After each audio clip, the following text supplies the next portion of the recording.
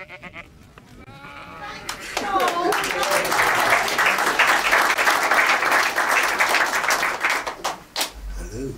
Hello. Right, give us a shout if you can't hear me properly. How close does it want to be to me? Go, please. Have you got any idea how my heart's pumping through me? I'm not going through my shirt, that is. Right, fantastic talks, as Paul's already said. Brilliant from everybody. Sarah, you who shall remain nameless for that. And Truth Stage, brilliant stuff. I got a migraine last night for the first time in 5 years. I've had 2.5 hours sleep, so I'd have to excuse me because I look bollocks. I've cured them, but I'm thinking I'm getting zapped in my house for uncovering stuff. Anyway, that's another story. And so what I did is, when I was listening to the 3 previous talks, I was making mental notes of certain things that you've said about the oxytocin and all stuff. And really, this talk I'm doing now is really no different. In fact, when you sit and analyse it and watch the videos, we're all really saying the same thing, but coming from different areas. And stuff that Sarah raised and this anonymous lady here and Truth Dave, the stuff they were talking about is really what I've incorporated by this concept of the People's Mandate. So my main presentation today is the People's Mandate, but I just want to show you this, which is only 8 slides long, okay? So, from the title, okay, this is something, just going back to Truth Dave's talk, I agree with absolutely everything Truth Dave has researched. He's a great friend of mine. You all look really happy and smiling when I put them on. When I take them off, you all look really miserable. I'll take them off for a minute. Rose-tinted glasses again? Yeah, they live, isn't it? It's that one. Just checking everybody out, making sure there's no aliens. We're all right. Yeah, Truth Dave's brilliant. He's a great mate of mine. What he's saying is fantastic. But, I don't know, 100 people here today, how many are going to send the documents back? How many? I sent my, I must be first one, I sent me driving licence, passport, birth certificate. I sent it back 6 years ago now. I've been driving around for travelling. I've been travelling around for 6 years without a licence. But how many out of these 100 people are going to do that? It's quite a scary thing to do, isn't it? To send all your ID back and stuff like that. So people that we've got, Kate, a guy who's done something similar, and like I said, Truth Dave and a few others, not just like me. But it's not for everyone to do, is it? So everything Dave has said and the other researchers, whatever they're saying is right. But it's not for everyone. It's difficult to stick your head above that parapet, innit, and draw attention to yourself.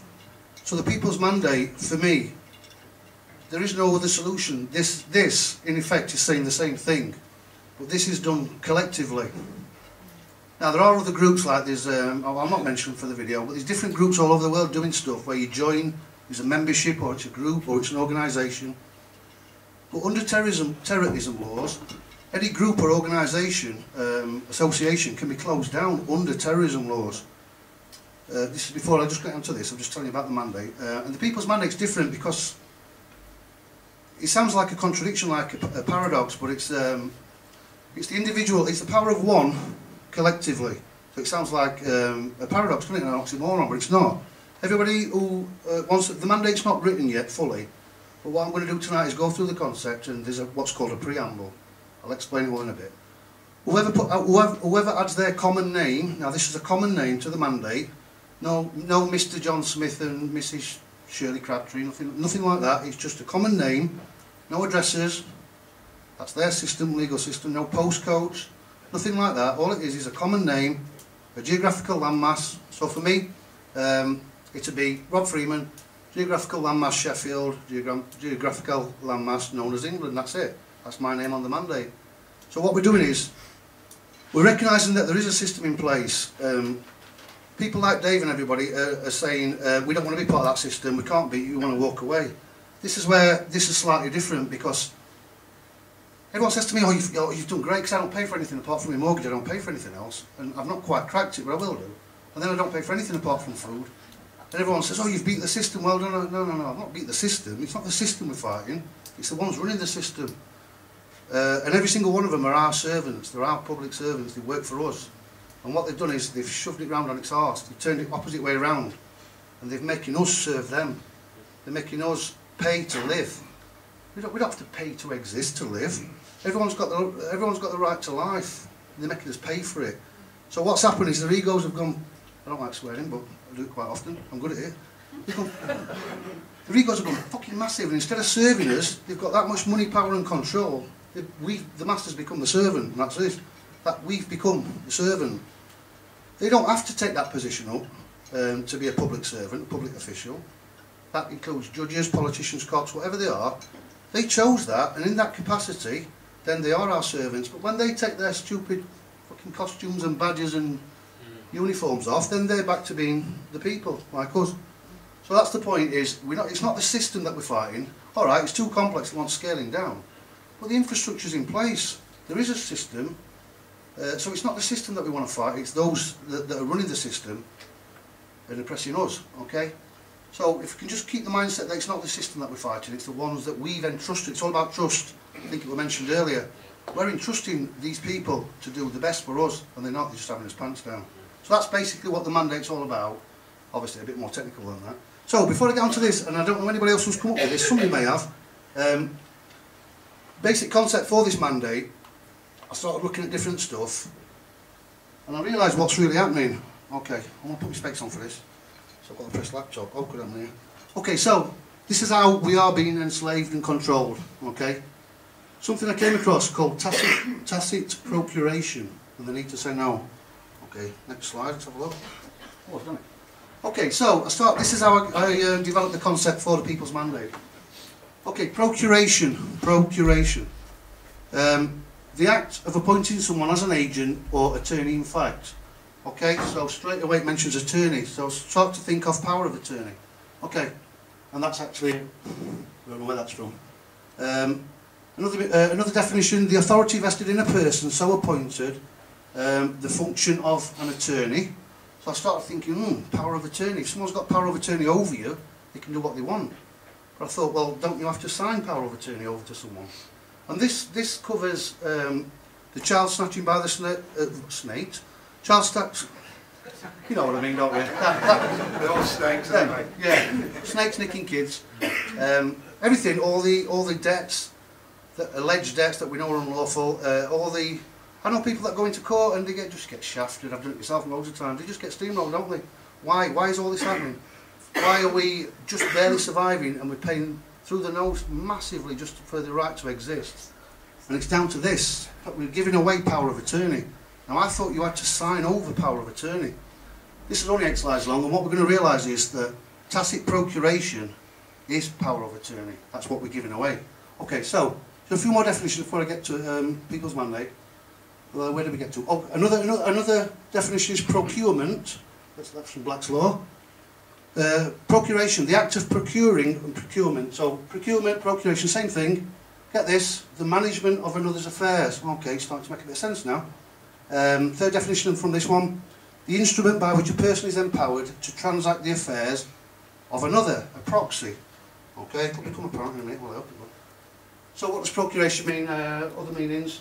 Not subject to legal constraint of another, unconstrained, having power to follow the dictates of his own will, not subject to the domination of another, confined to the person, that's a horrible word again, confined to the person possessing instead of being shared with others. Now we come to the crux of what I'm trying to get to. Procuration, okay, not compelled to involuntary servitude, used in this sense as opposed to, well, that's the word, isn't it? Did somebody say something? No? Anybody say that? No? I've got voices in my head, I thought I heard somebody say something. It's like my brain last night, isn't it? Yeah, so, operative word, that's what's happening, okay? I've been saying for years now, and 6 years ago, 5 years ago, everyone used to laugh at me at one time, and I said, we're at war, they're waging war on us. Thanks mate. If I pull the thing away, just give us a bollocking, right? Then it gets too close, Still going a bit. Where were I? Oh yeah, I've been saying for years that they've waged war on us. So when the baby comes out, they call it an emerge, for instance. Stood in a hospital ward, and it's an emergency. That's why there's so much trauma and so. I don't know why I'm pointing to you, Sarah. About just that. That's why there's so much trauma and stress at a birth, because it's an emergency. That's why they take the baby away and do all those horrible things that we spoke about earlier. So we're at war. They wage war on us. That's why you go to work for your wages, so that you can pay a tax, or is it a double T, A-C-K-S, a tax? Every bit, they want you to work to fund the war that's happening, but the real war is a psychological war for us. That's what's happening for our hearts, minds and souls and that of our children. So we're at war. And so, another definition is of procuration, not engaged in a war as belligerent or ally, neutral. Okay. If you've got procurement, you can stay neutral during a war. Now they've waged war on us. It's actually a holy war, which I'm going to go into a little bit more. It's an ecclesiastical holy war. It's the Knights, the holy war centuries ago when they went to the Middle East. It's never the Crusades, Templars. It's never stopped. It's still happening now. That's why we're civilians during a war. That's why we receive post through our doors. Your post code is a militarised zone, basically. Okay, so what I'm getting at is that they have waged war on us. Sounds bollocks, but 15-20 minutes research, and I promise you, you'll get it. Yeah, so that's that. Nearly done on this, and then we'll get on to Monday. Oh, a bit more. Not despotic, assuring liberty, defending individual rights. This is all what procuration means.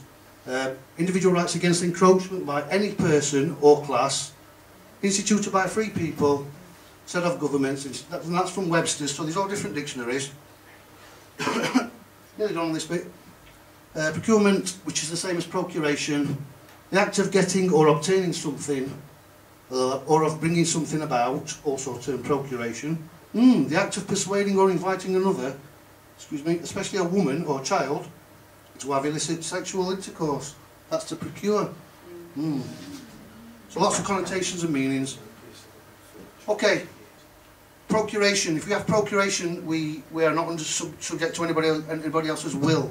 Okay, tacit procuration means that we give it away. We give it away by our silence. That's what tacit is, like a tacit agreement. Okay.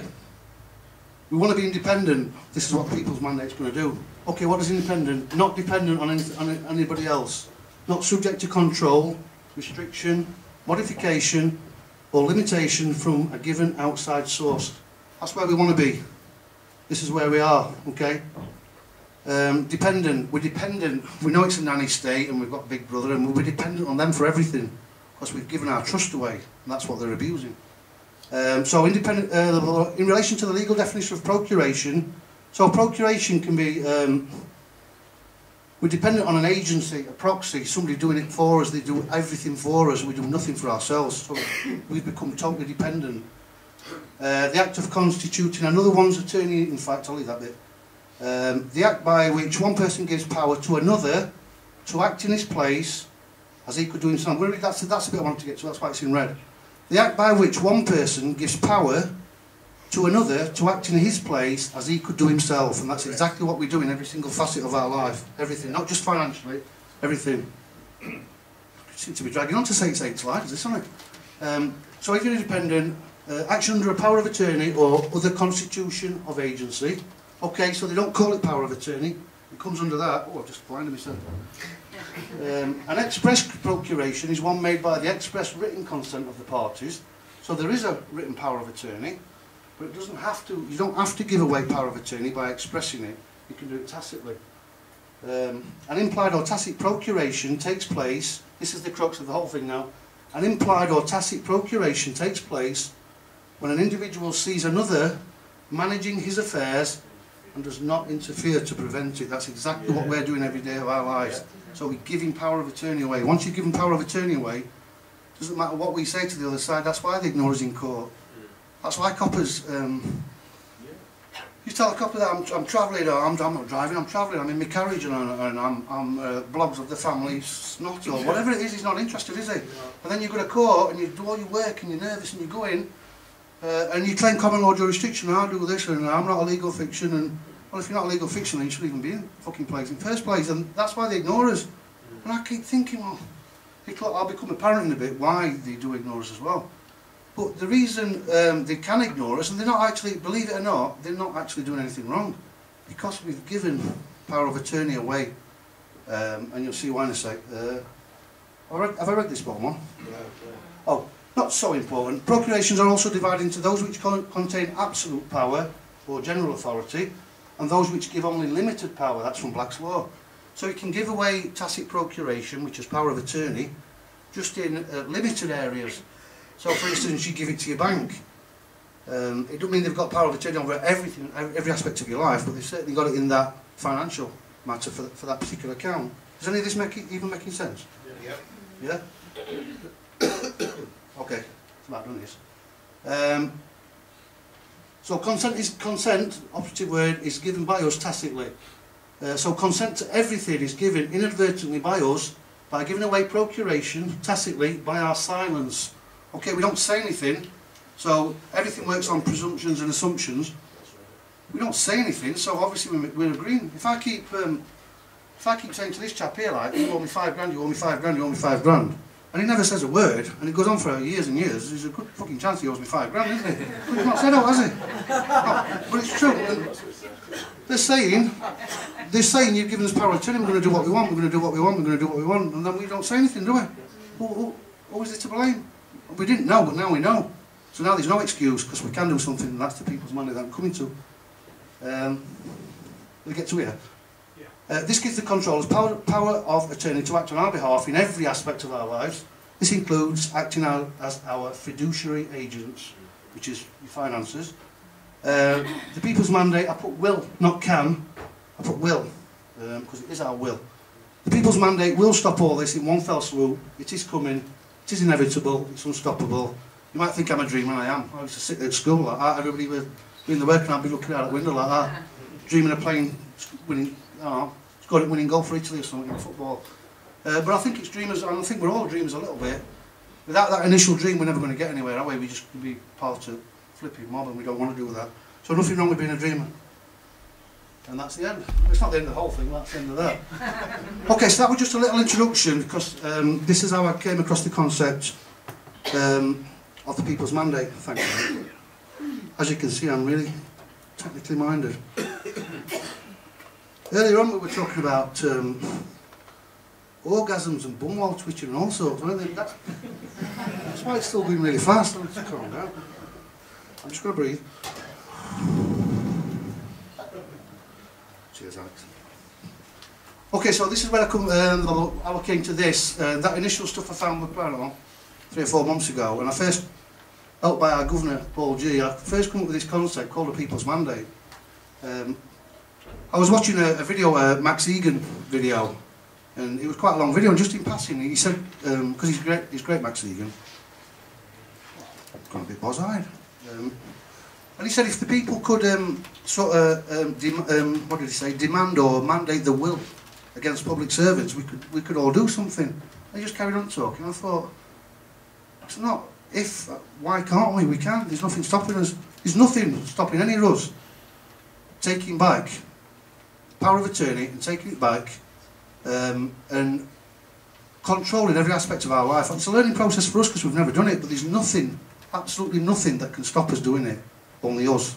And hopefully by the end of this, you may or may not agree, but so far people have started criticising already this People's Mandate, because there is a site, which it's on the end, and they started criticising something that's not written yet, because I've not actually written it yet, and I'm getting some help from some great people to write it.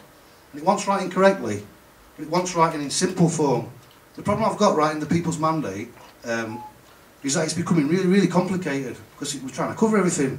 So the art, and it is an art form, and what I'm trying to do is I keep backtracking and erasing it, and trying to put sorry,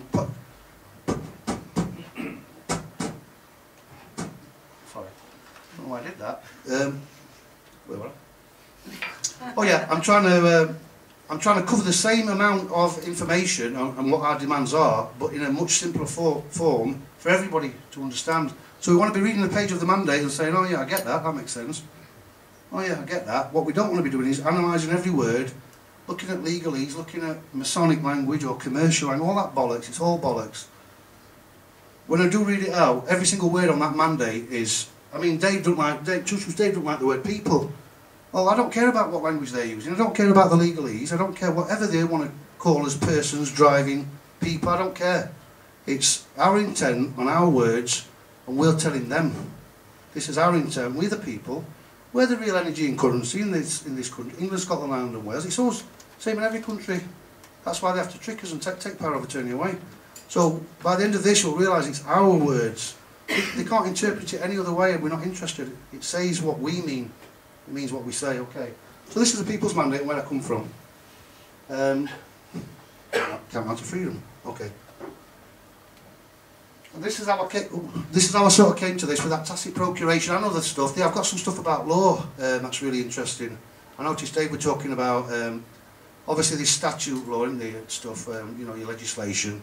There's all sorts of law, commercial law, and we all say, oh, common law, and then Dave showed us earlier that, well, common law's no good, it's royal law. And like I say, he's a great mate of mine, but we don't agree on everything, and in my opinion, even royal law's bollocks up to a certain extent. And to be honest, well, I'm not saying it now, but I'll tell you in a bit, you might think I'm off my nut, but there is no such thing as law, apart from universal law. You can call it God, if you believe in a God or creator, that's the only law there is. All this other stuff, including common law, is absolute bollocks. It's a fiction created in a man's mind in order to control, so they can steal off others, and that includes common law, but I'll cover that in a bit. Okay, so this is how I came about this. Equality of the human family. Okay, I'm not bothered what interpretation of words the others want to use, it's what we're saying. As far as I'm concerned, we're humans. Alright, we can call each other mankind, man and woman, I don't care. We all know what we mean. If I say we're all humans, we all understand it. So bollocks to the rest, that's what we're saying, we're human. We're a family. I feel like you lot, in fact I could snog you all, to be honest. Really good. All apart from them two at back, who look really dodgy. But apart from me, I'd slog everybody else, definitely. But we're all brothers and sisters, aren't we? I think. Do you know, only one of you that's not my brother is actually my brother. He's the only one that doesn't look like me. Everybody else doesn't look like me. Okay, so we're all one family. And this is in reference to the first sentence in the preamble of the Universal Declaration of Human Rights, 1948. Okay, this is a preamble. It's the first sentence, and it says, pretty much sums it up for me. It says, whereas recognition of the inherent dignity and of the equal and inalienable rights of all members of the human family is the foundation of freedom, justice and peace in the world. Okay, and I found that out and I thought, in fact my great mate Rob B sent that to me, and I thought, well, that's absolutely fantastic, that sums up what the mandate's going to be all about. Okay, and then I thought, right, if we're going to write a mandate, what do we do? All these other groups, I'll just have a swig of water. I'm getting into it now, I'm starting to buzz a bit now. All these other groups, we're going to foreclose this business and all these corporations and all these banks, and great stuff, and I'm not knocking anyone, it's fantastic what everyone's trying worldwide, globally, in this country and everywhere, but I can't see any successes yet. And the reason I can't see any successes is you can't steam in and just accuse somebody of committing fraud, even though we know they're committing fraud. They're breaking any law imaginable, but they're not doing right by us, and we know that. But if you corner a rat, I used to have when I was a little kid, my history teacher at school used to be a professional boxer, and he taught me how to box. He said, Rob, if ever you're having a fight, he says, always give them a way out. He says, tell them you're going to batter them, give them a way out. And he says, 9 out of 10 times they'll take it. And I thought, well, yeah, he's right, because if you corner a rat and he's got nowhere to go, he's just going to jump up and attack you, isn't he? Okay, so if we start just steaming in and accusing our public servants, judges, cops, whatever, of committing fraud, what are they going to do?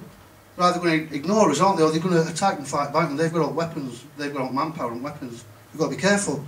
So I thought, well, how can we let them know that we're coming for them, that we've fucking had it, we had it up to here, we've had enough. This is the year for us, I'm telling you, we've had enough now. Time for talking's gone now. We all know enough now to know that we're being shafted in every aspect of our lives on a daily basis, aren't we? It's getting worse and worse and worse. Brilliant, Rob. Brilliant.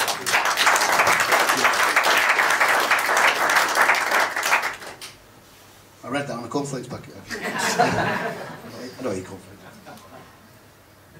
Frosties. Yeah, Frosties are going to buzz off from sugar buzz. Like that for about half an hour. Oh, bollocks. And so, where were we before Frosties? It's because I've had a migraine, I seem to be forgetting things. Forget Frosties. Yeah, brilliant. Oh, thanks, Bob. So if you corner a rat, it's going to attack or whatever. So you give it a way out. So instead of steaming in and accusing them of fraud, okay, I look what a preamble word from that. Let's have a look what a preamble is. Okay, a preamble is an introduction to a main document, such as the preamble to the Constitution. When writing the preamble, keeps going off this. when writing a preamble, it's best to write a small summary of what will be included in the main document. It's not me. It's alright, Bob. It's alright. It's alright, it's good intermittent. Alright. In addition to being a summary of the document to follow, it should be an explanation of the purpose of the document. So this is what a preamble is. So what I'm trying to say before this is going intermittent is before we serve the people's mandate, we serve a preamble. Thus, we've cornered right and we're saying, look, or we've cornered somebody and said, look, I'm going to batter you, but that's your way out. So that's what we're kind of saying with preamble, okay?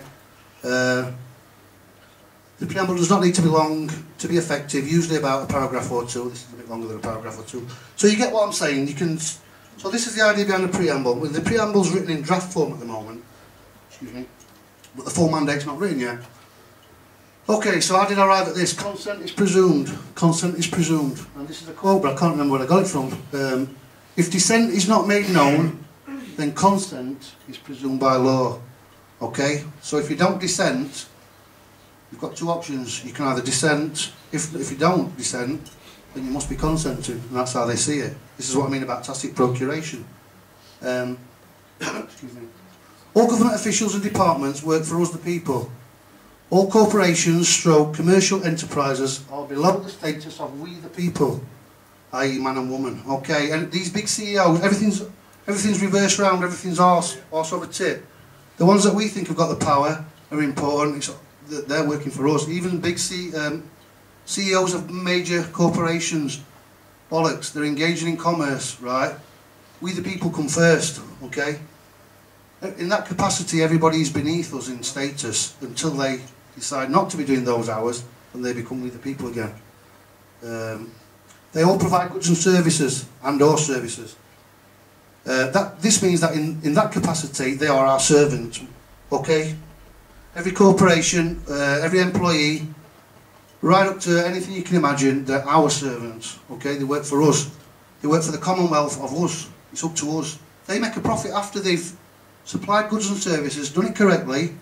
They always talk about fucking price, don't they?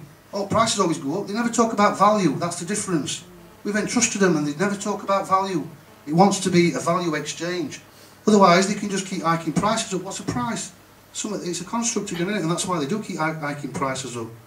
You know, is it fair for a pensioner to not be able to eat food because she can't afford her eating and she's sat in front of a thing with a blanket round eating one meal a day? No, it's not fair. What price is fair on that? There is no price on that, is it? It's a exchange of energy, isn't it? It has to be right and fair, okay? As you all know. So this is what led me to what I was saying about law.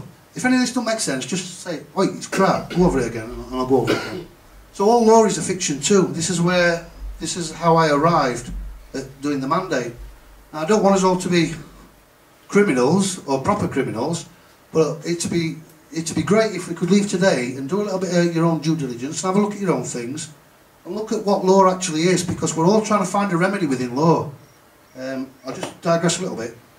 These clever bar stewards who have run everything, they've created this statute law which is consent only. And if we say nothing, we're consenting, but we woke up and we thought, hang on, we've had some great results. We don't consent. So what happens is, well, what's our options? All right, we'll have a look at common law then, law of the land. They're so clever. Common law is still a mental construct, and it only pertains to the land that you stood on.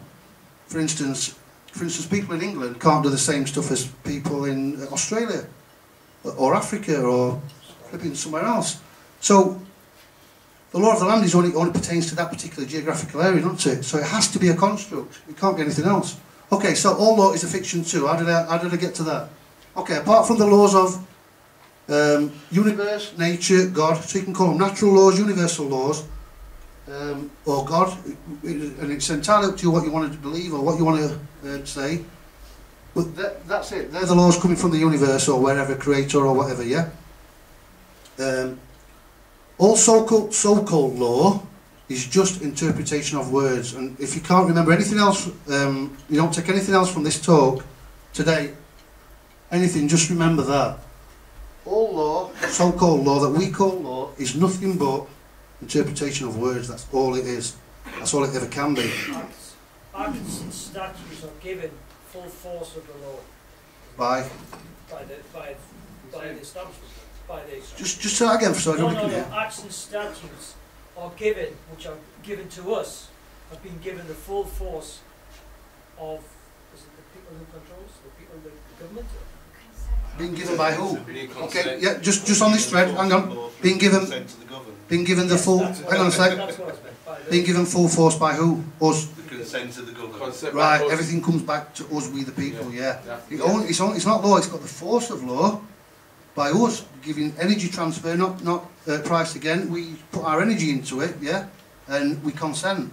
Now we consent because of fear, intimidation, because we're scared, or we're tricked and deceived. But then it's that energy transfer I was telling you about. It becomes law, yeah, because we've consented to it. It was created by the creation of Parliament in 1295. Yeah. When your MP. Okay, you just said the word. Who was it created by? There you go. It's a fiction in a man's mind created again. Okay, yeah.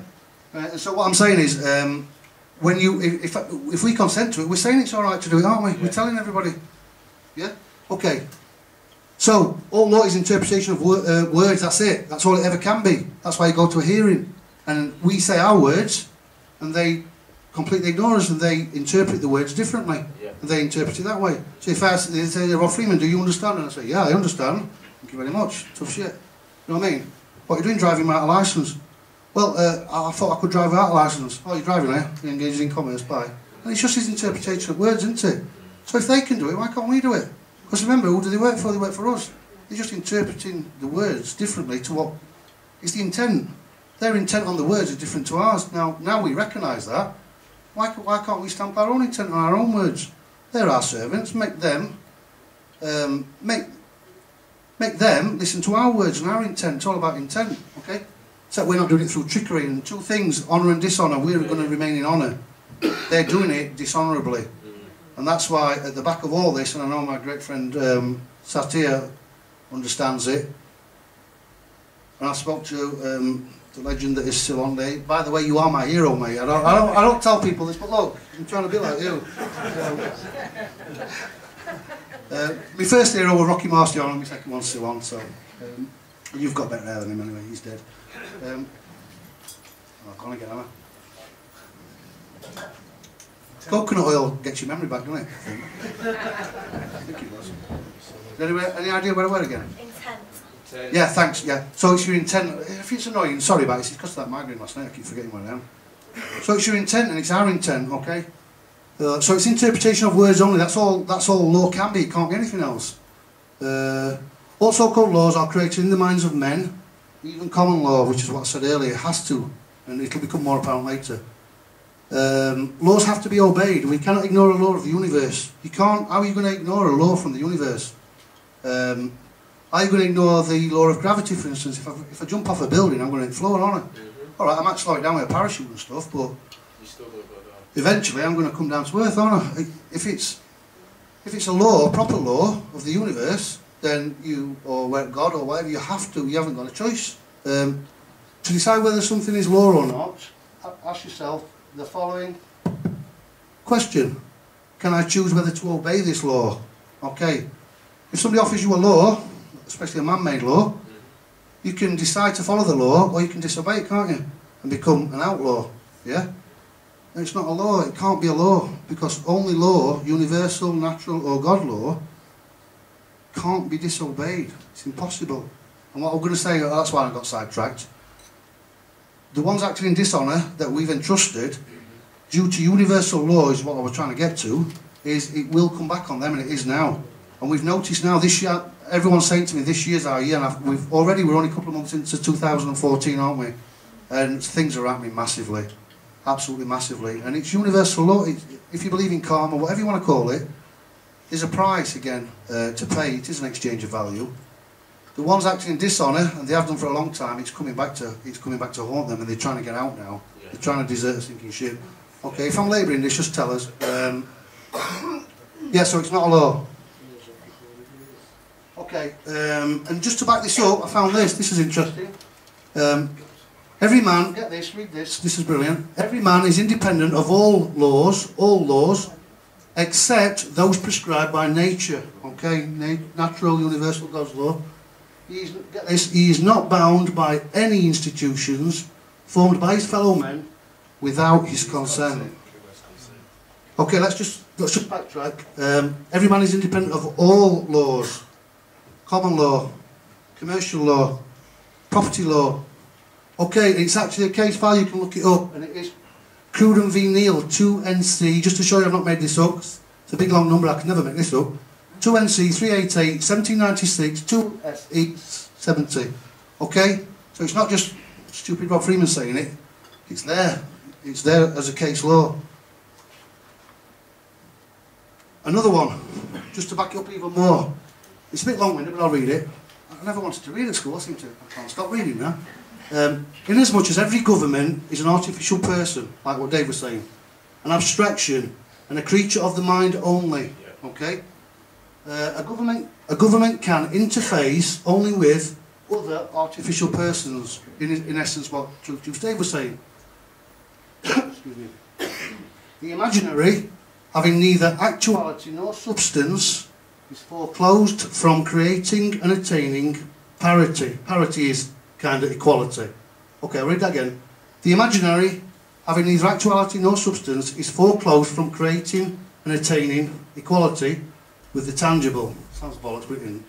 The legal manifestation of this is that no government, as well as any law, agency, aspect, court, etc., can concern itself with anything other than corporate artificial persons and the contracts between them.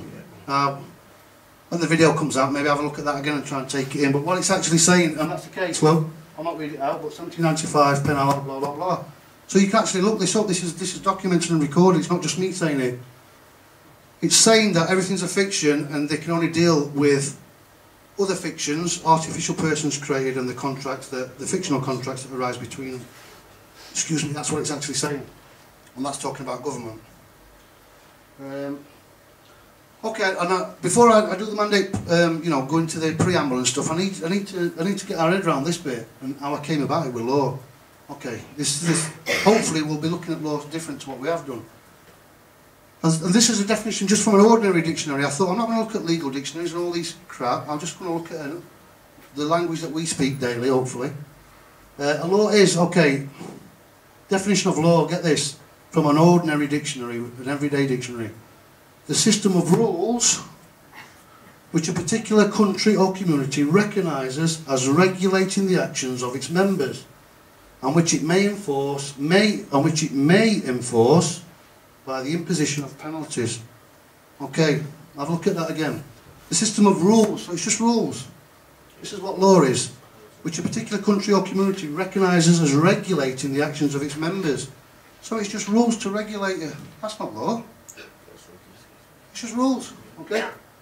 And which it may enforce, so it might not. It might not be able to. It may enforce, that's if you consent. It may enforce by the imposition of penalties. Definition number 2, a rule defining the correct procedure or behaviour of a sport. Wow. That's what law is. It's a game, isn't it? Look at the word agreement that we all get tricked into. The anagram of agreement is enter game. It's a fucking sport. We're having our pants down. Okay, so laws are bollocks unless they are natural, universal. We saw those cases. Laws bollocks, as far as I'm concerned, unless it's universal or made by God or natural. You can call it any of those three, whichever one you want to. Okay, so if all the rest of the law is just bollocks, what have we got? And this is where the mandate's going to come from. Okay, what we have got is principles. Two things called principles and axioms. Axioms is a little bit like maxims for those that do know. So we've got to have something in place. And what they've done is they've copied the system of natural laws and switched it on us and told us it's law. And then they punish us. Okay, so if I've said there's no law, then there's got to be something. Otherwise we'd all just be killing each other. Or would we? Maybe we won't. Okay, so this principle, let me tell you what a principle is. A fundamental truth, and this is a definition of what a principle is. A fundamental truth or proposition that serves as the foundation for a system of belief or behaviour or for a chain of reasoning. Okay, doesn't make much sense on its own yet. An axiom is virtually the same thing, a statement or proposition which is regarded as being established, accepted, or self-evidently true. It can be either spoken or written. Okay. Axioms are usually written. Principles can be, but a principle and axiom, what we're saying is if everybody in this room started living together for the next 5 years in this car park, we built a community, we live by a set of principles that would naturally evolve, that's right by each other. I won't go in his house and nick his underpants, because, you know what I mean, because they're better than mine, would I? I'd ask him if I could swap his underpants for my dentures or something, wouldn't I? You know, we'd develop it between us, wouldn't we? If I were fixing someone's car and he says, well, do you like eggs? And he gave me a load of eggs, that's how it would all work. So that's what principles and axioms are. They develop, established over time, and become self-evidently true. That's a lot of writing, isn't it? Tough, you know. Right, to understand how evil controls people, it's necessary to understand the difference between principle and law, and then we'll get on to mandate stuff. Okay. If you just read the mandate preamble, it'll not make as much sense. This is my journey, how I evolved to this concept. I haven't spoke to you, have you? I don't know why, it's just us, forget them, it's just us now. They're in cheap seats. You're looking at us, just fucking ignore them. Understand the difference between principle and law. Okay. So, a principle is a truth that creates freedom. It has to over time. Okay. A law is a lie that creates slavery. It does. Because it's a rule to a sport or a game.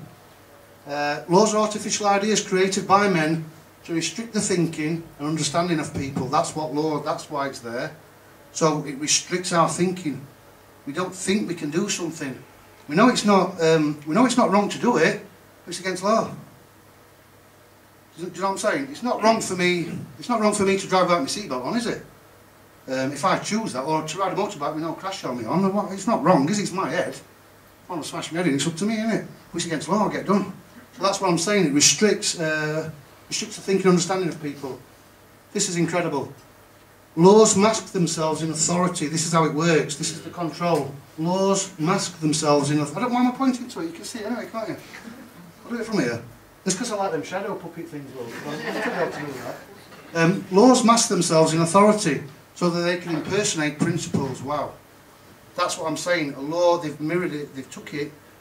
Laws mask themselves in the authority. In the authority. Sexy voice.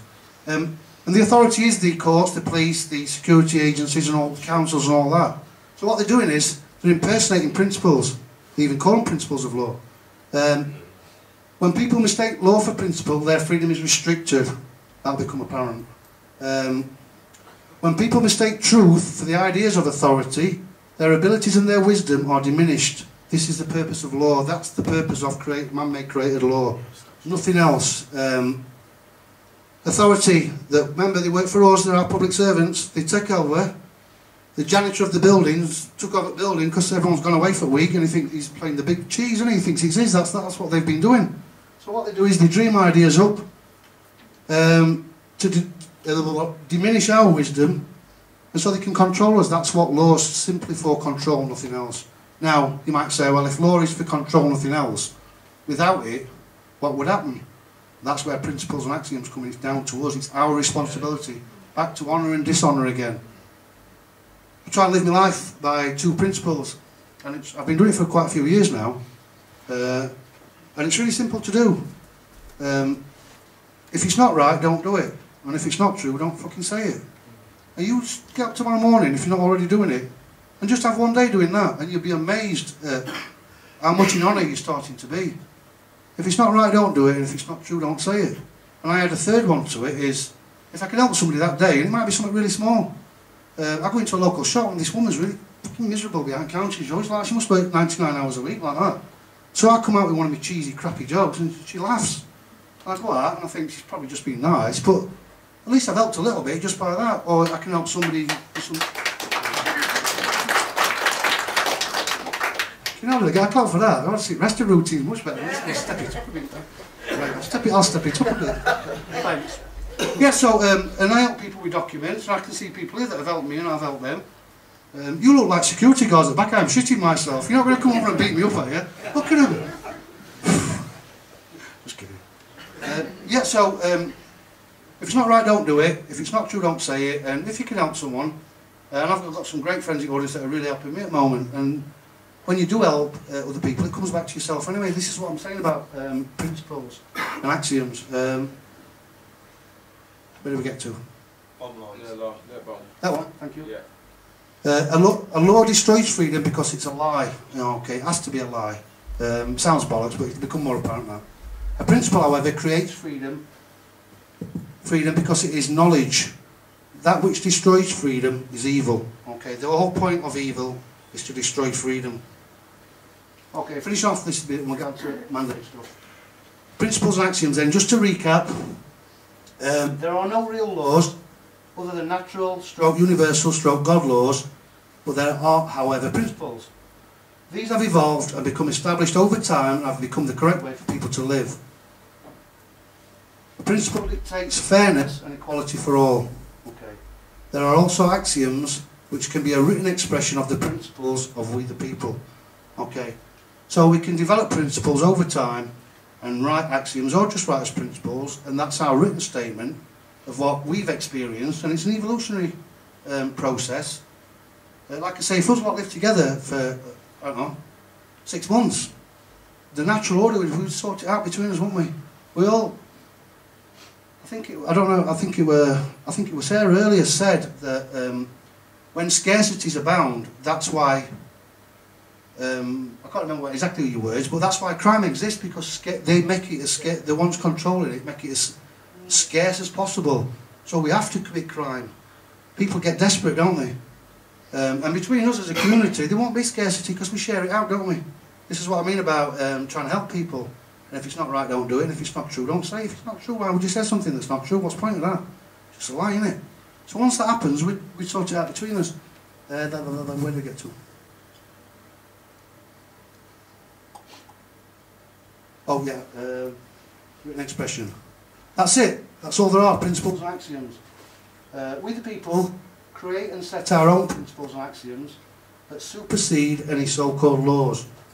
They are based on one truth, and this is the whole crux of the people's mandate, is do no harm to another living soul. That's your fit before you make any move, spend a penny, do anything, take anything, say anything to anybody. Your first priority is, hang on a minute, I'm not going to cause any harm to another. Notice it says living soul, that includes animals, that includes, you don't go down chopping trees. It is, and that's what I'm coming to. Principles that we develop and axioms that we develop, well said, is the law of the universe, because that's us, as we know. It's not something we can, if you're looking up at stars and thinking that's something separate from us, that's us. We're part of that whole, like Dave said, we're expressing ourselves individually, that creation thing. So why would we destroy ourselves? Exactly right, it's universal law. And that's why this mandate, with enough people on it, cannot fail. Because it's us, which is that. So do no harm to another living soul, that's the first and foremost thing. Rule of law, okay. This is how they've done what they are doing. Will you shout me when there's a break or some sort? I was going to say, we'll do this now just before you go to the people's mandate, and then, yeah. Okay. Okay, the rule of law. The rule of law is the single most dangerous idea ever inflicted upon mankind. Strong statement, isn't it? And it's the greatest swindle of all time as well. As I said earlier, laws mask themselves in authority so that they can impersonate principles. The authority principle describes the behaviour of the people who live under the rule of law. Authority or authorities, authority exercises control over the lives of people and are specifically created by the criminal class to control us. Okay, that's why 2012, 4,218 new legislation came through. 4,218 in 2012, how the hell are we supposed to know any of that? Okay, and that's because they're forever demonising us and making us criminals, so it's going to soon be illegal. That's that legal system I'm going to tell you about a little bit more. Soon it's going to be illegal to fart, pick your nose, or whatever, isn't it? Because ever increasing, and the real criminals are hiding behind legislation to protect themselves, making us ever and ever more and more criminal. So that's the idea behind it all. And that's why authority exercises control over the lives of people like that. It's often said that anarchy would reign without the rule of law, which is what I said earlier. If we've not got law, everyone says there'd be anarchy. Would they? What is anarchy? Okay. A state of disorder due to absence of non-recognition of authority. Okay, they're only calling it disorder. It's not disorder in the sense that we think. Their version of disorder is non-recognition of authority. Wow. Why should there be? None of us have got any more authority than anybody else, have we? We're all equal, aren't we? So we come to a decision between us. We're adult. We know what we're doing. Disorder, which they say, oh, it should lead to anarchy. Most people don't even know what anarchy means. The disorder they're talking about is that we're not recognising authority. Well, that's what kind of fucking disorder I'd like. Bring it on. Or other controlling systems. Oh, and that's from an ordinary English dictionary again. I think I'm just about finished this and we'll get on to the mandate thing. I don't have to go forward to see how many slides there are, but we'll have a break after this. So authority. Okay, there is no authority on earth that can rightfully govern your life, my life, or anybody's lives, unless you're consent. The simplest authorities are common thieves. They're your councils and stuff like that. Not just the councils, not just limited to them, but the simplest authorities are just thieves. It's all about stealing off us, isn't it? That's what it's all about. They use extortion or stealth, or both, to confiscate things that that we value. That's the whole game. That's the end to the game agreement. It's to steal everything off us, isn't it, that we hold valuable, including our children, houses, cars, whatever it is, every bit of flipping money. Authority teaches you through distorted ideas that you are not capable or worthy of living free. Okay, it's down to value again. The whole system that Sarah and this lady here spoke about earlier is that they show us that we're not worthy, we're worth nothing. That's why celebrities, look at celebrities and multi-billionaires, we look up their stars, that's what we look up. Look at Paris Hilton. Paris Hilton still takes a shit, doesn't she? And smells bathroom out, and you know what I mean, picks her nose and she's a cow, and all these really nice celebrities, all the great celebrities, and people bow down. It's to make us seem valueless and have no worth, and that's what it's all about. The less worth that we think we've got, we're just going to take it, aren't we, and think we're never going to amount to anything. So yeah, that you are not capable of or worthy of living free. We don't deserve to live free, we're just nothing. We're sinners, like David say McBile, we're absolutely nothing, we'll never amount to nothing. We're all shitbags, aren't we? No, we're not. Authority, great point. Authorities teach that other people can manage your life better than you can. That's what authority is there for, tacit procuration. Handling every single bit of our affairs. Why can't we do it? We're clever enough between us all. We've all got different strengths and weaknesses. Why can't we just do it ourselves? With a callous disregard for your worth, you are commanded to behave according to someone else's ideas. I don't even know where I got that line from. I like that. I'll remember that again. With a callous... That can't be my words. That's too good. I think I've nicked this from a book because this is good. It's alright, isn't it? With a callous disregard for your worth, you are commanded to behave according to someone else's ideas, absolutely. If something is of value to you, you can be sure that some authority somewhere is willing to take it from you and or charge you a fee to regulate it or license you. That sums it up, doesn't it? Yeah. Flipping hell, what's this going on for? Evil versus freedom, okay. The definition of freedom is the infinite value of men, women and children. We know we've got infinite value, that's why we can exchange it. Because universal value and energy is infinite, and we are it. So we've got infinite value. The definition of evil is the destruction of freedom. That's what it's all about. It's to stop freedom of action, freedom of thought. It's to stop every aspect of freedom. That's why evil exists. Because evil seeks to control, doesn't it? Otherwise, why would it even rear its horrible, ugly head? It has to control something. Everything that is evil teaches people that they have limited value or zero worth. That you've got a little bit of value, yeah, if you're good at work, get your head down, you get 2 holidays a year if you're lucky, and then you get a pension when you retire at 65, and then you've got about 5 years left before you kipper it. That's your value. While evil seeks to destroy or hide a man or woman's worth, freedom recognises our full potential and our full value. Nothing on earth is more valuable than us, so it's time we invested in ourselves and each other. Okay, and this is interesting. I was dying to say something one day, but he's bigger than me, so I thought, okay, I'm best not say no. They were talking about, I know he's like that, isn't he? I'm only little. I thought, shit. If I were a bit bigger, I'd tell him. But he were on about commandments, weren't he? And he says there's 10 commandments, and we can scale them down to 3. So I thought I'd have a go. Have a go. That's a bit cheerful talk. It's because I'm on, you're on mine and now you're on my patch. Have a go. I thought I'd have a go. Are you laughing at me? Tell bollocks, I can't believe people have come to hear this crap. I thought I'd have a go at rewriting the 10 Commandments. I thought this is going to be right, this is going to take me ages. Well, 3 minutes later, I put my pen down. Commandment number 1, get this. I didn't want to disagree with Dave because he's got his own views and that's what freedom's all about, and free thinking. I wrote all 10 Commandments like this. In fact, it didn't take me 3 minutes, it took me 2 minutes. Thou shalt not kill or cause harm of any kind to another living soul, other than that requiring immediate self-defence and or the immediate defence of another or others. End of all commandments. Job done.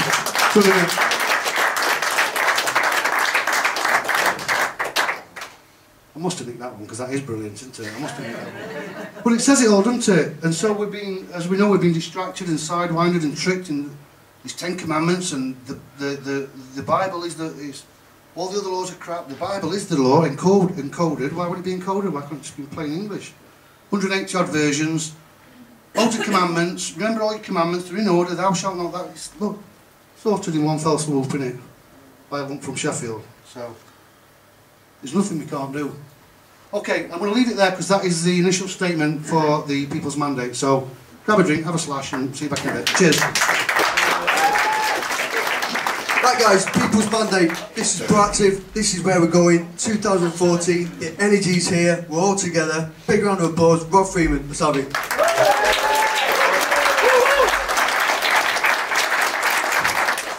I feel like a flipping celebrity. Right, I've been told stop moving about, you prick, so stop moving about. Finally told me now, he's cutting out because I'm flipping moving about, aren't I? So, I'm going to be a statue. Okay, okay, so all that other stuff that I shared with you earlier led me to this and that Max Egan video and others saying stuff, and I thought, well, it's always down to us, so what can we do? Just to recap quickly, we can't just all send our ID back and refuse to be part of this system, because how are we going to survive? How are we going to feed ourselves, live in our houses without getting bullied? Then we're isolated, aren't we?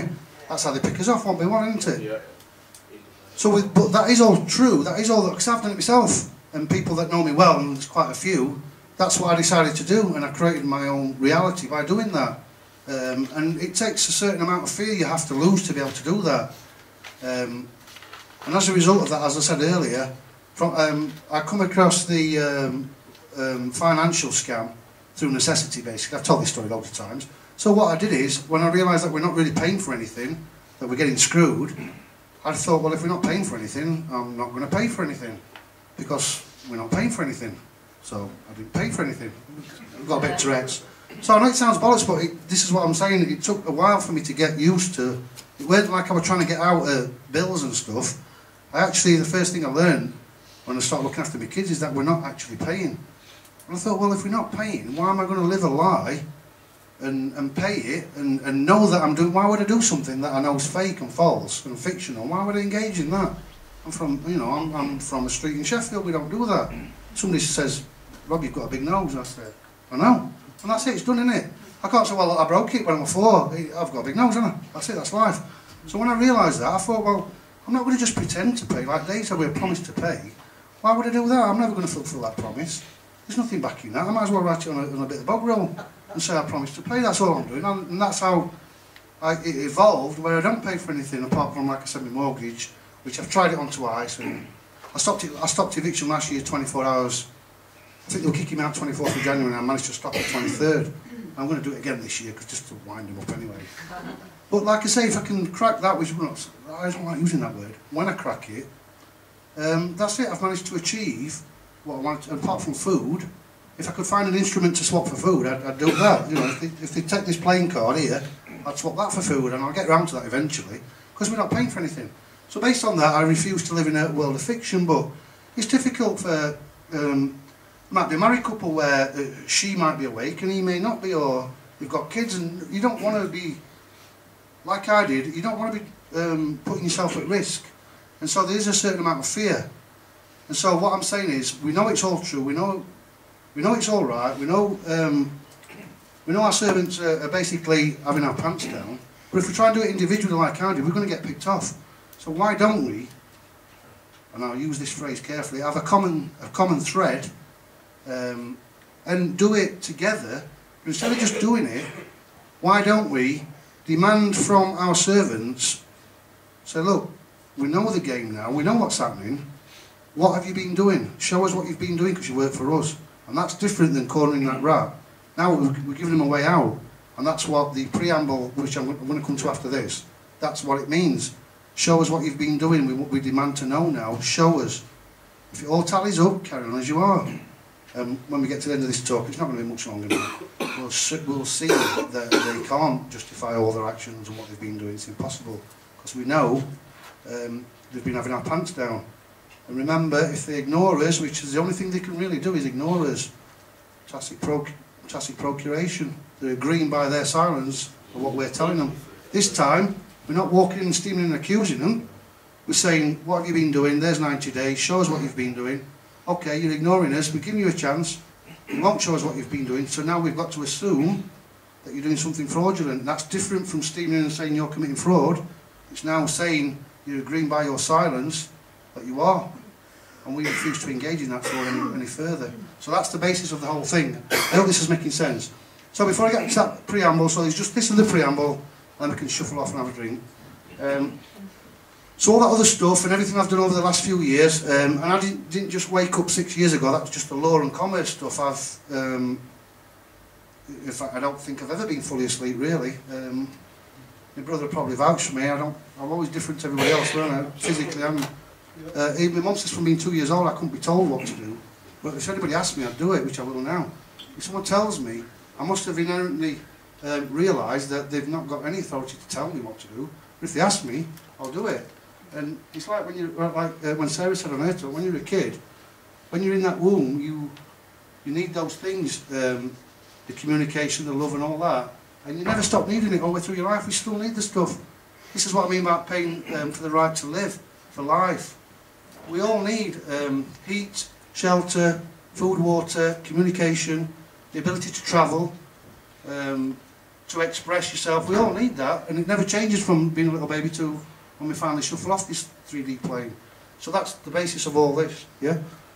Okay, so before I constructed this preamble, which is only in draft form, so I'm going to leave my details where you can contact me, and feel free to add stuff, or if you disagree, so well, I don't understand that, or I don't like using that word, but it's our words again. Or that doesn't make sense, or that's bollocks, or whatever you want to do. And until the final thing's written, and it's an involvement, and we've all got input, like I said, anybody else. Okay, so before I got to the preamble, I came up with this initial statement, and this is kind of what it's about. So, People's Mandate initial statement. I wrote this, and then I formulated a sort of draft preamble after, quite a while after. Okay, so this is what I think, or what I know to be happening right now. The legal system, or don't move, I've been told not to move. The legal system cannot be used by us against a corrupt government because it was not constructed to afford people remedy. There is no remedy within the legal system, but rather to tie people up in red tape and to protect that very system itself, therefore inferring that our remedy lies outside the legal system. Remember when I said I saw Max Egan talking on a video? He said some of this, and so this is a little bit of his and what I've chucked in. The legal system was designed by the system to protect itself, and the only remedies available to people are to recognise matters as criminal or tortuous. That's the only way we can do anything, is to recognise whoever's causing us harm as a crime or a tort. I don't know if is anybody not familiar with what a tort is? Does everybody know what a tort is? Yeah? Just in case anybody's a bit shy to put their hand up, a crime's a crime. They've caused some sort of harm, intentional harm. This is very simplified. And a tort is somebody can cause you harm, but they may not intend the harm. It might be through their negligence, but you still suffer the harm. So apart from crime and tortuous, that's what we've got to recognise what they're doing. That's the legal system itself. every day is committing crimes and talks against us, and hold the perpetrators individually and privately liable. Okay, the whole legal system has now become private entities, that's courts, government, police forces. They've become private entities. Let's take a court for instance. It's now a private entity operating in a public building, interfacing with what they call us the public, using public funding, but operating in private, and that's why we can't do anything. Okay, so therefore anything that falls under the banner of the legal system sees anything and everybody else outside of itself as an enemy. Okay, I don't know if Dave mentioned it earlier, but the word name, that's why they hold the name, N-A-M-E, enemy. You use the name, you are the enemy. As foreign, as alien, or as an occupier.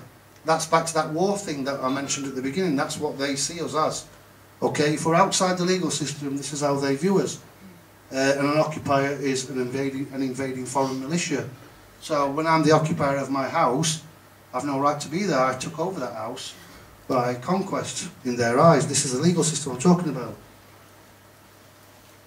So if people or bodies don't fall under the remit, under the scope of the legal system, they are therefore seen by the system as either unrecognisable, which is why the people get ignored in court. If you're not Mr. Jack Smith, then I'm Jack of the Smith family. You're unrecognisable. We've got no place to be in there. Get out. We don't even know who you are. So we're unrecognisable. Or we're an aggressor. What do? They call security. Talking to a chap today and they call security on him straight away in court. So that's how they view us if you operate outside the legal system.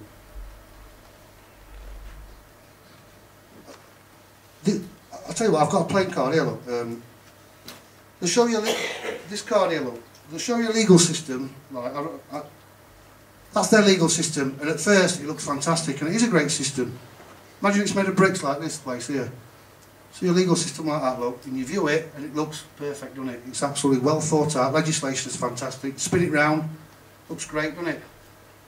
We think it's a solid system. We think it is law. We've always thought it's law. People now, 99% of people still think it's law. Spin it over, look at it from that angle. Everything looks fantastic. It looks like a solid brick foundation, doesn't it? But now we've woke up, we start to look at it from that angle now. The foundation and basis of that legal system is as thin as that fucking playing card. It has to be. Yeah? It has to be because it's a fiction. And it has to be a fiction because it was created in men's minds. So what I'm saying is, what look like solid bricks of that legal system now look as flimsy as that playing card now. Because, why? It's not changed, has it? It's because we're viewing it from a different perspective. And that's what this is about. Didn't even make sense. Does any of that make sense? It did inside and it come out a bit garbage. So, a critical mass, I strongly feel now that there is a critical mass of people. We don't need everybody to wake up and take action.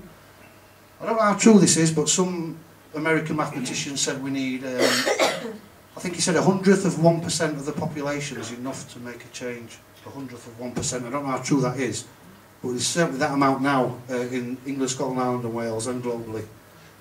So a critical mass that I know is already here of people can come together and mandate the will of the people, don't move about, by instructing the government to hold our public servants, our public trustees, the same thing, accountable for breach of trust. Ultimately that's what we're going to do.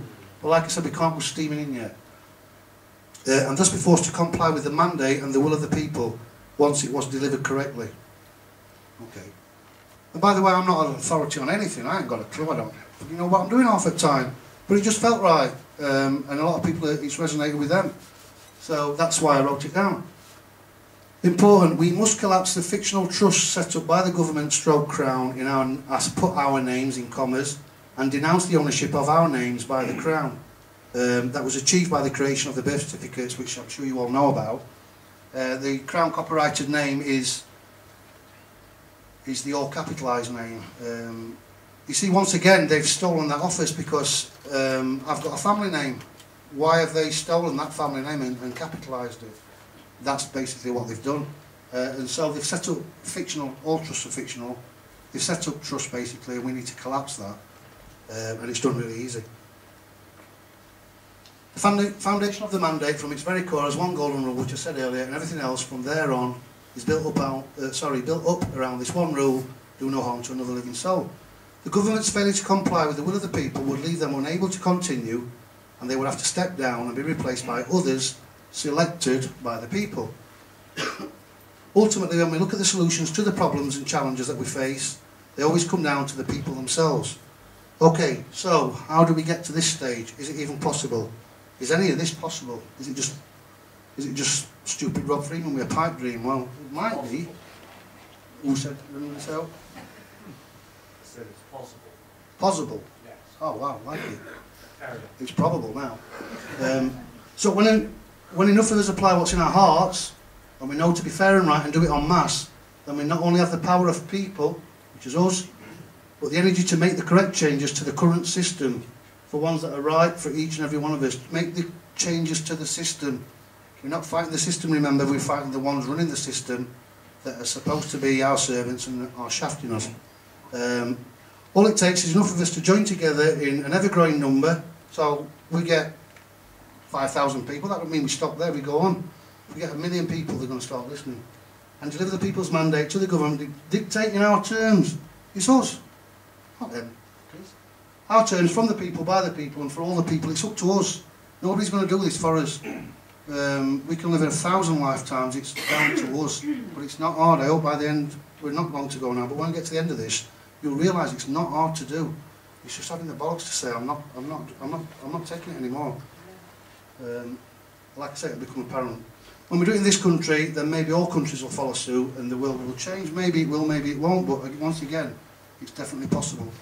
I don't know why I've got my name on there, I already know my own name, don't I? Okay, so that was the initial statement based on all that research stuff I've done well, for years really, especially this last six or 7 years, and then this newer stuff with tacit procuration and the law. I realised that law is really a construct.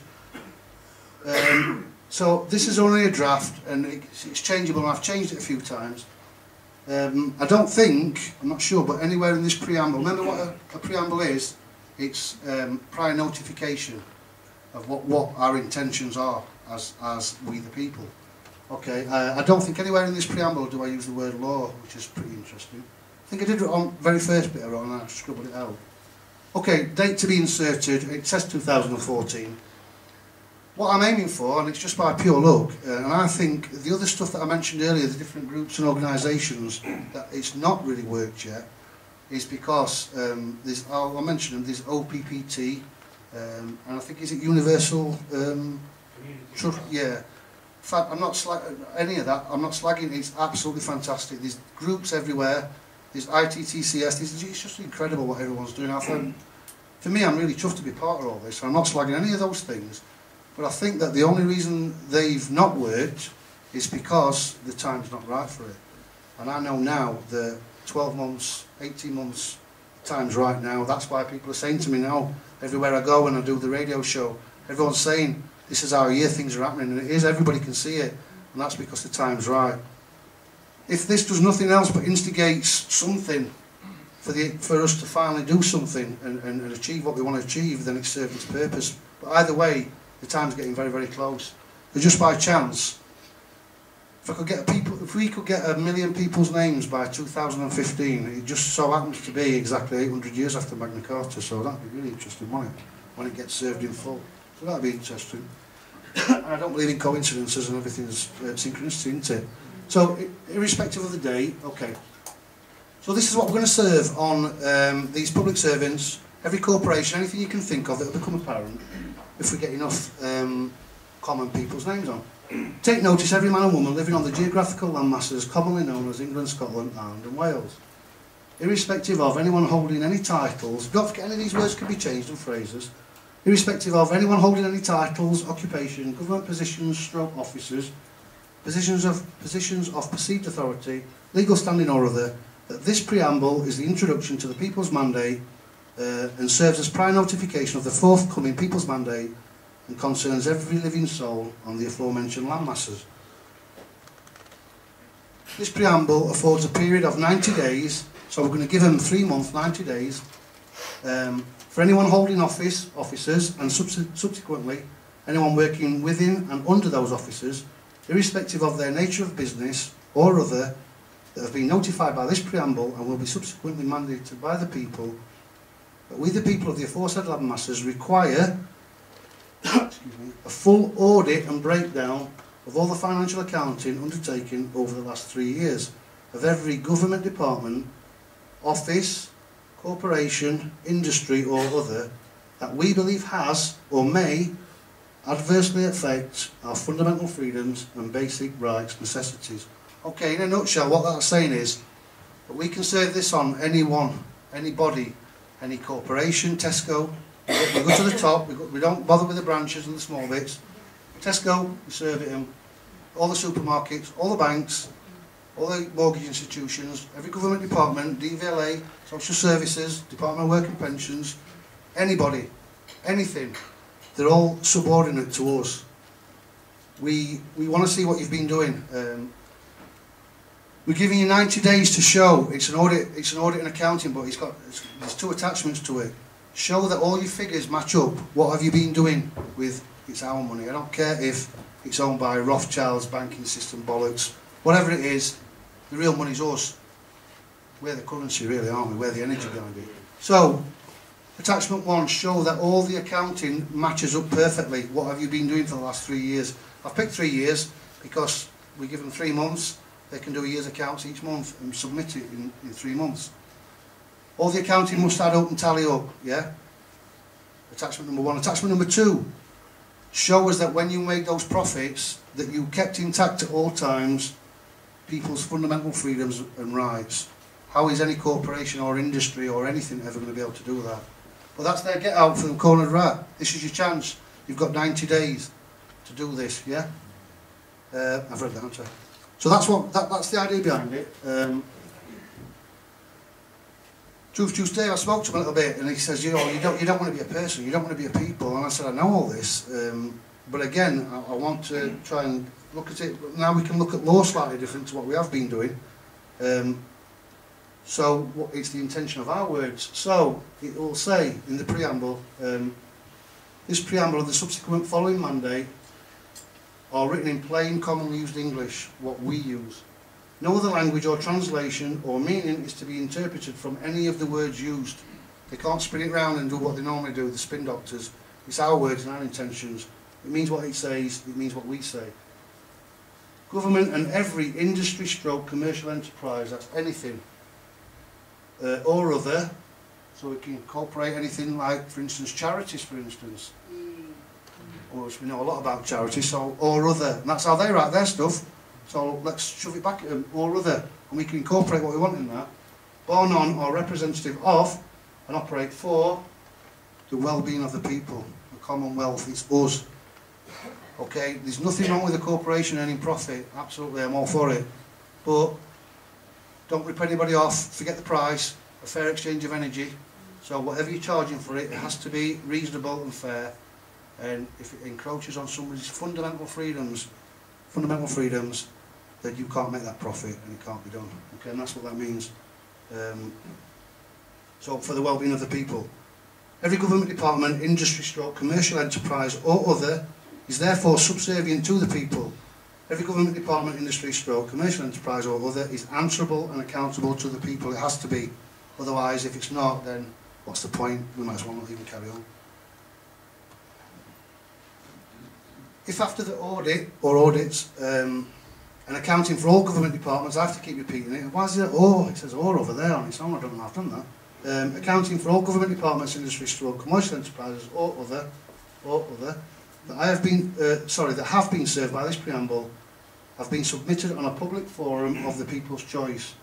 So what I'm saying there is we give them 3 months and we decide. Now they act in private. They are private and they're acting in a public arena. And there's a big difference between private and public. This is private, but we're interfacing with public bodies. Public servants, we're kept in the private. That's why we have common names. Okay, we're not the public doing this. We're private individuals. It's the power of one collectively. So we're operating in the private, but we're interfacing like they do with public, with those in their public capacity. So we want them to submit it on a public forum of our choice to show their accounting publicly. So we're interfacing and engaging with the public, but we're staying as private individuals. Public forum of our choice, people's choice.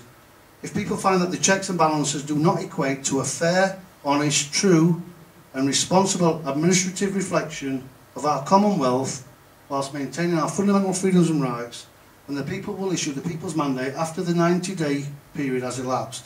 So they get 90 days to do all this, and what I think they're going to do is just totally ignore us. I don't think they'll do anything. I think they'll just laugh at us at first, which is fair enough.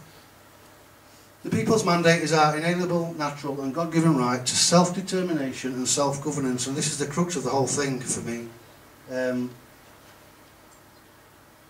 Self-governance, I don't like using the word governance, but I couldn't think of anything else. Self-determination and self-governance. Like I said, principles and axioms, there has to be a set of rules in place. Principles, and look at the word value that I keep using. Well, you can have values, can't you? We have values between us, and we have principles between us. Yeah? So what I'm saying is self-determination and self-governance. I can't think of another word. We don't have to use governance. But what I'm saying is we'll direct our own lives as a community or whatever we want to be, and it'll be, remember, do no harm to another living soul first. Okay? And a definition of terrorism is any attempt to prevent the self-governance of a people is and will be deemed as an act of terrorism. And one definition of terrorism is to prevent self-governance. So straight away there, everything we do, they try and call us terrorists. That's why this is not a group of people, we're individual. There's no group, no membership, like I said, no association. We can't be shut down under terrorism laws. But what we can do then is tell them that if they refuse to let us self-govern, then they are the terrorists. The people will deal with the terrorists accordingly. And you can check all these terms out, by the way. Check them out in ordinary English dictionaries and legal ones and commercial. Do what you want. It doesn't take long, and it is right. The people will deal with the terrorists accordingly and as we see fit, as is our inalienable right. This preamble and subsequent mandate of the people is not to be treated as a threat, and very important this, not to be treated as a threat. We're not threatening anybody. Nor is it of a frivolous nature. It's not a joke. We're not taking piss and having a laugh. It's serious business. It's not vexatious. We don't hate you or anything. We just want you, the servants, to show us what you've been doing. Because I'm sure everybody in this room and probably everybody in this flipping country agrees, whatever you're doing, you're not fucking doing it right, are you? We're all suffering, we're not happy, you might be alright, but we're not. So just show us what you've been doing, because we're not very happy with this. So it's not vexatious, we don't hate you or anything. We just want you to show us what you've been doing, and if you're crap, we'll sweep roads or something. Nor does it promote an intention of ill will. If you have been doing something crap, we're not going to say we hate you for the rest of your life, just go away and leave us alone. But serves to notify each and every government department and every industry, stroke corporation or other, including all employees, agents too, take heed that this is your one and only chance to justify an account for your financial dealings and to show evidence, proof and just cause in all your commercial transactions that your primary objective is one of serving the people, which is what they should be doing, with the people's fundamental freedoms and rights remaining intact at all times before any corporate profits have been or are currently being made. Not good English, but like I say, it's draft. Before any corporate profits have been or are currently being made. In other words, you've got to justify your actions. The People's Mandate is non-negotiable. If they don't ignore us, they might start coming back with some crap legalese flipping argument. We're not interested, it's not negotiable. We're not asking you, it's a mandate. We're commanding you. Show us what you've been doing. Your servants, show us what you've been doing. When you take your servant's outfit off, you can join with the people. But while you chose and while you're in that particular capacity, then you're a servant. Show us what you've been doing. It's not negotiable. You can't argue toss. We're not even arguing with you. There's no confrontation. Show us what you've been doing. If we're not happy, bye-bye. It's not open for debate, deliberation and or criticism. Not by them, it is by us. We're not by them. They work for us. It's the will of the people. When we decide what's right, then we'll tell them. It will carry the common names of ordinary men and women. I love this line, it's my favourite line. It overstands anything of a legal nature. Don't move, Robbie, we're told. Okay. It overstands anything of a legal nature. It doesn't. We don't understand anything. It overstands anything. It's what we say. The will of the people is a universal principle, and this preamble and subsequent people's mandate are our written axioms of truth and a reflection of the inherent natural laws of universe stroke God creator, with the starting point being equality for all living souls. Sounds like a pipe dream almost, doesn't it? The foundation of the people's mandate from whence everything else is built up from and arises from is built upon the core truth, like I said, do no harm to another living soul. The fundamental principle is the first footing to be ever mindful of. And we'll start, this is the important bit. A lot of people who have got on board have said, oh Rob, it's a great solution. Whoa. No, it's not a solution. Yeah, it is, it gets rid of them. No. This is not the end. This is the first step for us evolving spiritually and as a species to be able for self-determination and self-governance. That's what it's about. It's a solution in that we get rid of those. But it's not the end, because we're going to evolve then for 20, 30, 100 years, 500 years down the line. We can do this. That's what this is all about. And we'll start the people on a journey whose final destination will be one of self-determination and self-governance. So we've got to learn what to do. We don't know what we're doing. But if we have 1 million people, we know we've got accountants, we've got people that can supply gas and electric, we've got people that are good with money, we know people that can write the principles down that we all have to abide by. As long as we don't evolve down to greed, into it, and whoever we select to do what from the people, not every 4 years like on a vote or whatever it is, we'll keep an eye on them every week to week, day to day, month to month, and if they're not doing it right, we'll get out, we'll put somebody else in that is going to do it for us. This is the idea behind it. So it's not a final solution, it's the first step towards absolute freedom. It's the final destination will be one of self-determination and self-governance that is just, fair, equal and prosperous for all the people living on the aforementioned geographical landmasses. There's not much more to go now, we can all get a drink. The people's mandate is coming. I know it's coming in some form or another. It is coming. Excuse me. It is created stroke, granted by the people, for the people, and affords self-governance for all the people. Why can't you have a say in what's happening, or you or me? Why can't we have a say? We can. There's nothing to stop us, as long as we all agree that whatever one chap says, or one lady, or this chap, is equal to it. If you feel like you've had a wrong done to you, then you get a chance. And that's what self-governance is all about. If this preamble and requirement for the audit accountant is ignored by any body that it has been served upon, so if they just ignore us, then we the people will proceed to the serving of the people's mandate in full after the 90 days time period has elapsed, without the giving of any further notification. That's it. Preamble, you've got 90 days. Whatever you do, you've got to justify your actions. This preamble is a true and honest statement of the intention of the people living on the aforementioned geographical landmasses. This preamble is served by the people living on the geographical landmasses, commonly known as England, Scotland, Ireland and Wales. Notice I don't say Britain, and I didn't call them countries either. Not that it'll matter because there are words, but as simple as we can make it.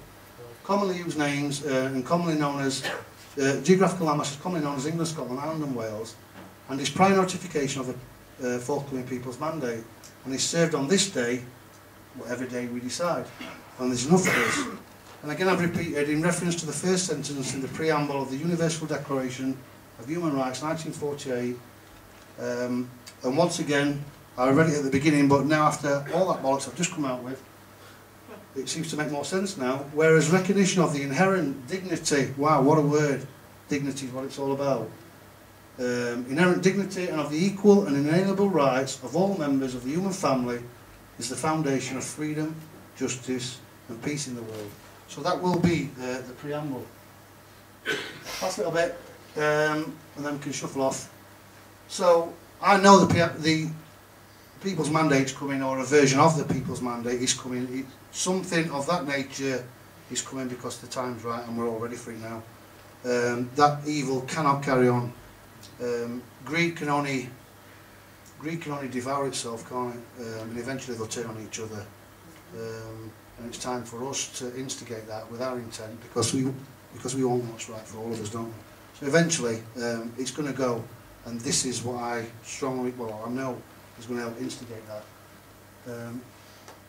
So just to sum up, if our servants cannot show just cause for their actions, stroke inactions, also stuff that they didn't do, for instance, there was an eviction in I think it was South Wales, in Wales, where the bailiffs went berserk and basically hurt the peaceful people, and the police officers just turned and looked away.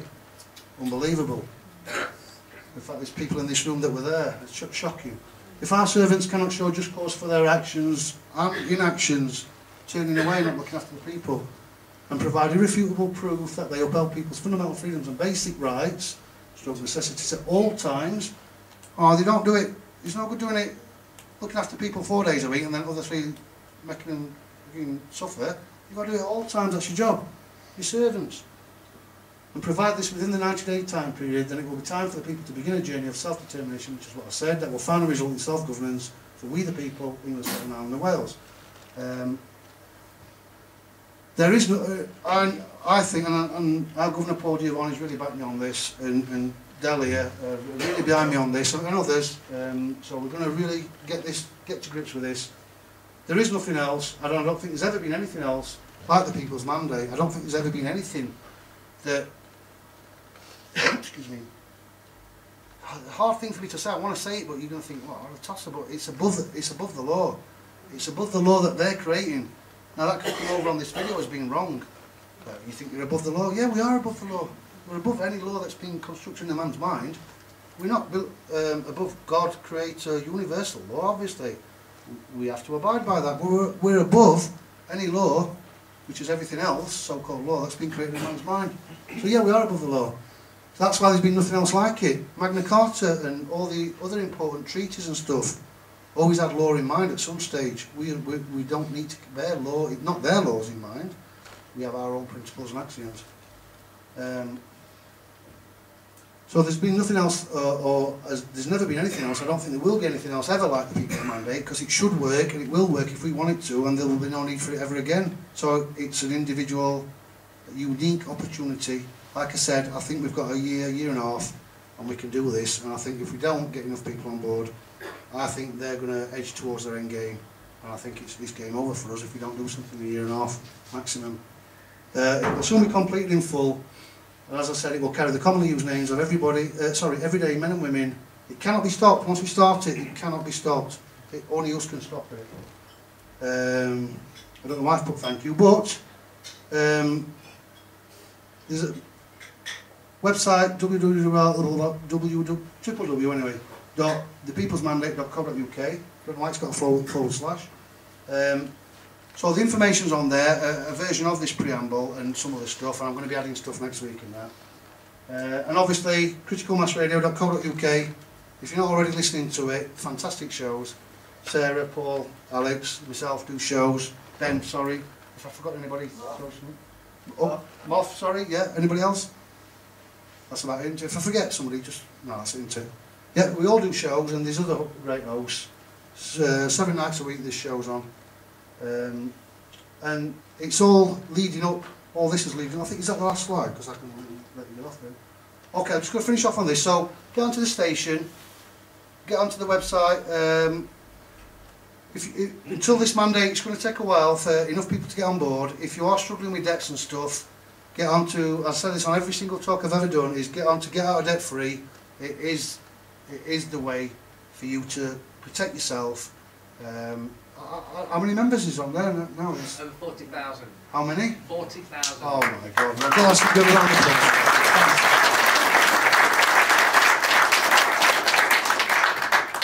It takes that fear away because everybody shares. There's a great forum on the information.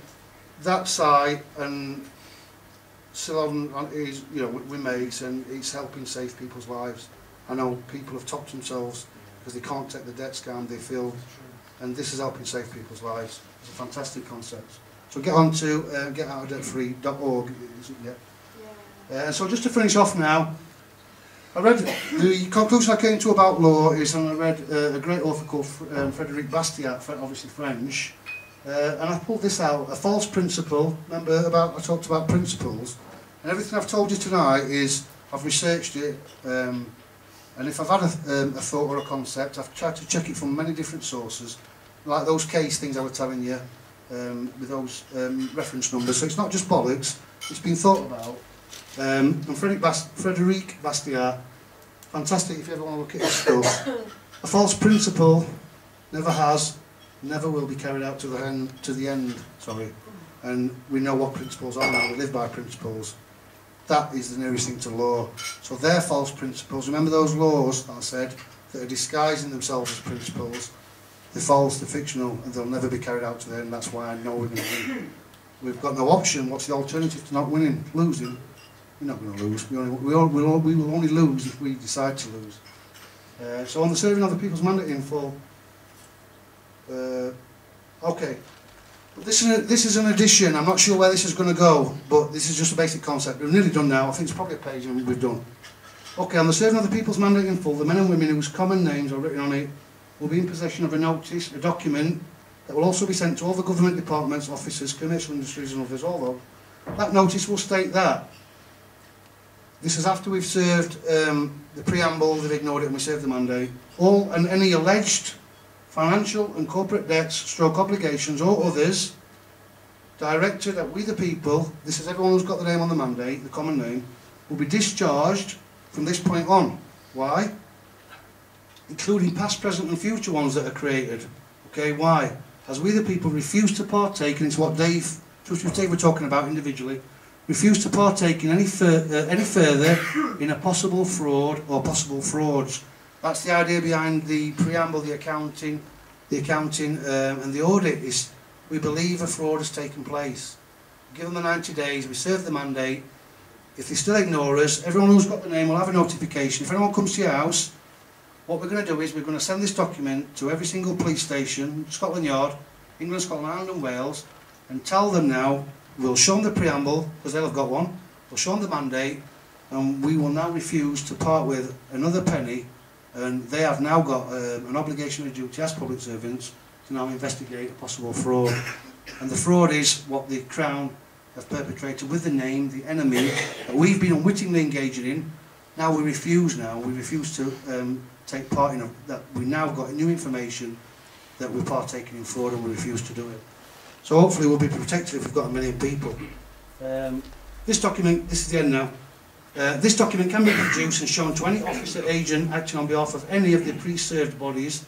He or she must leave you alone if they're public servants, as they will be causing you harm, which is a crime. He or she must leave you alone until a full investigation into a possible fraud or frauds has been conducted. And this is a quote, this is it now, we've just about finished, 2 minutes and we've done.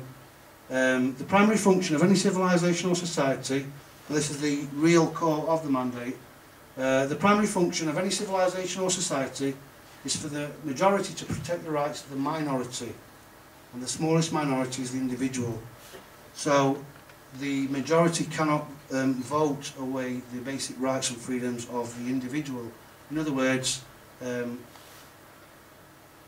individual who's had his basic fundamental freedoms and rights taken away is just as important as the rest of them. That's what that's saying. And the cheesy, I wanted to finish on a cheesy line. I thought this is brilliant.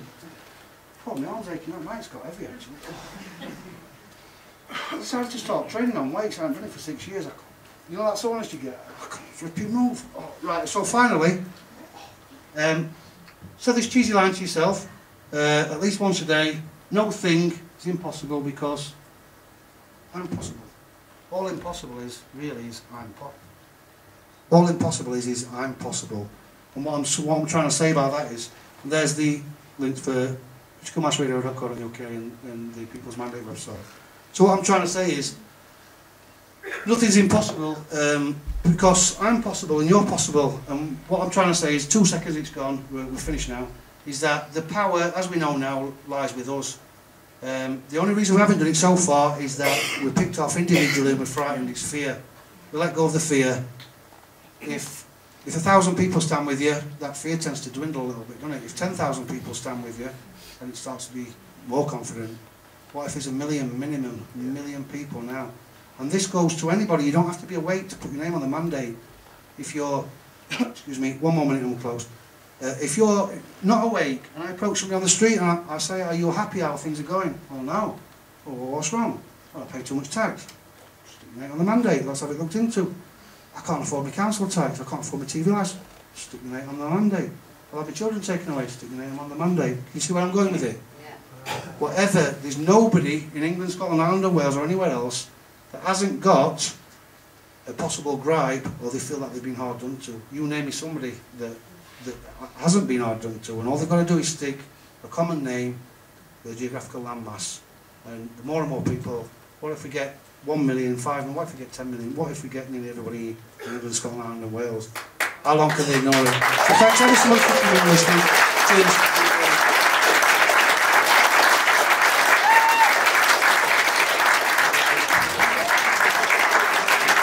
And I still want to snog you all. Cheers, thanks.